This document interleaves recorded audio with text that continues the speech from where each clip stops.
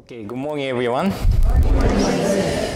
So, how many people know what this is called?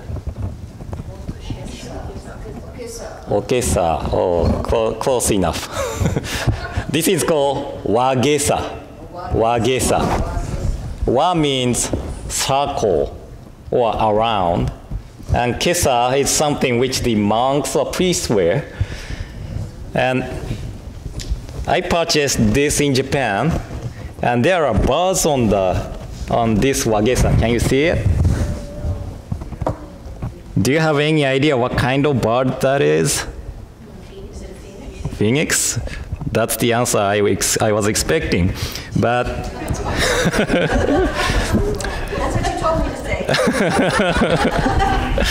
but actually it's not phoenix. And if you could guess right, I guess I have to take you to McDonald's or somewhere to buy you lunch. But it's not phoenix. It's not phoenix. Tsuru or crane? No. Okay. I don't think the answer comes out.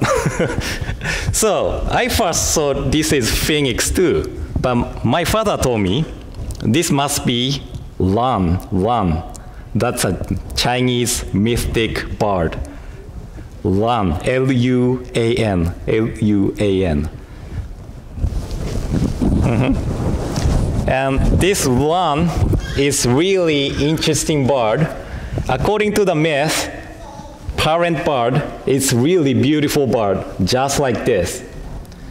But the baby bird or chicks are really ugly.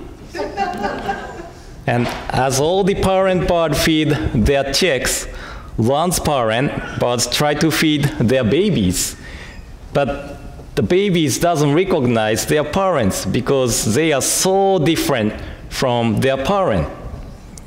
So the parents make themselves dirty by putting them into mud water or into dust. And then the babies recognize their parent as parent. And the parents are able to feed their babies. So this is what kind of bird the Lan is. And from this story, both adults and children can learn something. For adults, we can learn the importance of putting ourselves in the children's shoes, or importance of studying on the children's viewpoint. We should not force them to do something, but we should try to understand what they are feeling. And for children, we can learn how much efforts and sacrifices the adults made to brought you up here till now. So this is my message for the children, and also it was probably helpful for adults too. But I would like to invite you to join me in Gassho for the adults Dharma message. I would like to share the words of Shinran Shogin. Namu means to take refuge, kimyo. In the term to take refuge, ki means to arrive at. Further, it is used in compounds to mean to yield joyfully to, kietsu. The character etsu is the sound of joy. Namo Amida Butsu, Namo Amida Butsu, Namo Amida Butsu, Namanda Butsu, Namanda Butsu. Okay, good morning again, everyone. And I was in Reno, Nevada for Fuken. We have a minister's summer retreat or study session every year in August. And I don't gamble, so Reno is not really exciting place for me. But the guest lecturer was Professor Koitsu Yokoyama from Japan. He is authority of Yogacara theory, or representation on the theory of Mahayana Buddhism. And that is my main focus of study too. So it was really a wonderful opportunity to learn Yogacara from one of the authority. And today, I want to share the message I gave at the Fuken. And I will use a lot of kanji characters today. So I hope you catch up, but it might be challenging. But I'm talking about kanji characters because I really love kanji characters. And for example, this is a radical of kanji characters related to illness or sickness. Okay? And this character means sickness or illness. See the outside radical, right? And something is added inside. And this character means illness or sickness, but can you explain what does sickness or illness actually mean? Do you have any idea? But this character explains it in one character. Inside of this character, it's called hei, which means to add, ADD, to add. So sickness or illness means we are adding something like virus or pain, which is not usually a part of our body. That is sickness or illness. And one of the three poisons, can you name three poisons? Greed, okay.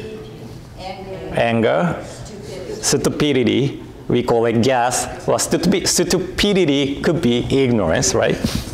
And do you have any idea which three poisons uses this radical of kanji character? All of them? All of them? Oh, that's a good guess, I guess. Actually, only one character uses this radical. That is ignorance. Okay? Ignorance look like this. Guchi. We call it guchi. Guchi. Gu and chi. Gu consists of two parts. Top part means indirect. And the bottom part is mind. So literally saying, this character is saying indirect mind. But this kanji means working of the mind is dull or slow because it is indirect. In simple word, ignorance or ignorant. And chi, we use two characters for this. Yoisho. This or this. Okay? These two characters means being stuck and not moving forward. Being stuck and not moving forward. Again, simply saying ignorant. But when we look inside of these characters, this one is doubt. This one's knowledge. So we are in the illness of doubt. We doubt things such as the teaching of the Buddha. That is why we are being stuck and not moving forward. We are in the sickness of relying on our self-knowledge and not the wisdom of the Buddha.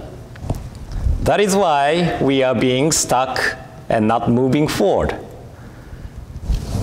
So we are dull and slow to understand this fact.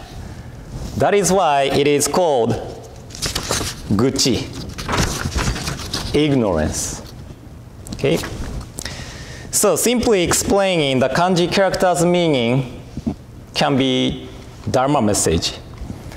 And today I wanted to share the kanji characters because our founder, Shinran Shongin, he was the expert of kanji characters. And he uses kanji characters properly to express his feeling. And another example he uses, you see many kanji characters today. This is kyoki, kyoki. This is kangi, kangi. So he uses these two characters, kyo and kan, both meaning pleasure or joy, pleasure or joy. But he uses in different occasions. According to one of his writing called Once Calling and Many Calling, Shinran Shongin indicates that this kyo is gladness of what we or what one have gained or attained. What one have gained or attained. And kan is joy of what one will be getting, what one will be getting or attaining. So when Shinran Shongin expresses his joy of encountering the teaching, he uses kyo because he have already encountered the teaching. He doesn't use kangi that much in his writing, but according to one of the authority of Shin Buddhism or Shin studies, Reverend Jitsuen Kakehashi, it is the joy to be born to the Pure Land. This is the joy to be born to the Pure Land, because it is not yet attained, but surely getting it in the future.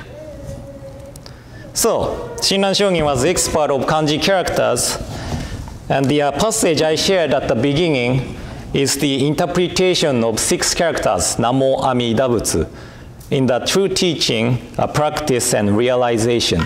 That is Shinran Shongin's main work. And Shinran Shongin shows his deep understanding of kanji character in here too. In Japanese ordinary understanding, or Chinese maybe too, this character means to teach or to deliver. To teach or to deliver. But Shinran Shongin says it means joy and pleasure. This understanding did not come from nowhere, but he probably looked into many writings and found the meaning of this kanji character as joy and pleasure from the Analects of Confucius, in Japanese called Rongo. And now, Shinran Shongin teaches us that setsu or etsu is the sound of joy, sound of joy. And from this Shinran Shongin's understanding, I had begun to think about the meaning of these characters.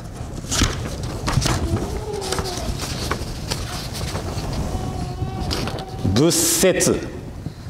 You know, we often chant Bussetsu Amida Kyo at the Shotsuki or monthly memorial service. And these characters are often translated as delivered by Shakyamuni Buddha. So when we translate Amida Kyo, Bussetsu Amida Kyo, we often translate it as the sutra on the Buddha named Amida, delivered by Shakyamuni Buddha. The sutra on the Buddha named Amida, delivered by Shakyamuni Buddha. But we could understand this Bussetsu as enjoyed by Shakyamuni Buddha, according to Shinran Shogin's understanding of this character as joy or pleasure. So Bussetsu Amida Kyo could be translated as the sutra on the Buddha named Amida, enjoyed by Shakyamuni Buddha. Then why Shakyamuni Buddha enjoyed the teaching of Amida Buddha? Because as I talked last week, Shakyamuni Buddha's true intent of sharing the Dharma with people was to save all sentient beings from suffering, and which means to lead them to the way to become Buddha. And as Shinran Shonin quoted in the chapter on teaching of true teaching, practice, and realization, the teaching of Amida Buddha, teaching of Nembutsu, or teaching of the primal vow, was the teaching Shakyamuni Buddha wanted to share the most. Because this is a path which leads all sentient beings, even foolish beings, to become Buddha. And that is why Shakyamuni Buddha enjoyed the teaching of Amida Buddha. So when I started to understand Bussetsu in this way, Bussetsu, as enjoyed by Shakyamuni Buddha, I began to think that this sutra is the manifestation of the 17th vow taught in the Raja Sutra. The 17th vow is the vow that all the Buddhas praise the name. The vow that all the Buddhas praise the name. And we don't have to understand this Buddha only as Shakyamuni Buddha, but it could be all the Buddhas, including our loved ones who have passed away before us. All the Buddhas enjoyed this teaching because this is a teaching which I am able to become Buddha. And we are now accepting the sutra on the Buddha of immeasurable life, or Amida Buddha, enjoyed by all the Buddhas. And they are recommending us to listen to the teaching which they enjoy in Nembutsu. So as Shinran Shonin says, hear and reflect, and let there be no wavering or apprehension. We don't want to stuck and not moving forward by doubting the teaching or by relying on our self-centered ideas. And here is a teaching which moves us forward to become Buddha. So we just accept the teaching, rely on the teaching, or take refuge in the teaching, which all the Buddhas enjoyed. And we are really fortunate to have the opportunity to listen to the teaching which all the Buddhas enjoyed in this life. So, I'd like to conclude my message with the playing of bass guitar today. The song I will be playing is In My Life by the Beatles. And I really love this song and the lyrics. The words begins with, there are places I remember, or maybe I should sing. There are places I remember. This is the beginning, right? So this Oregon Buddhist Temple's building, was built in 50 years ago, right? 50 years ago. And many people have visited this temple. Many people supported this temple. And we are able to enjoy the teaching here at OBT because of many people's support. Because many people from the past enjoyed the teaching which all the Buddhas enjoyed. So I hope you enjoy my song too, and I hope you enjoy the teaching as well. So I will take my wagesa off to get ready to play.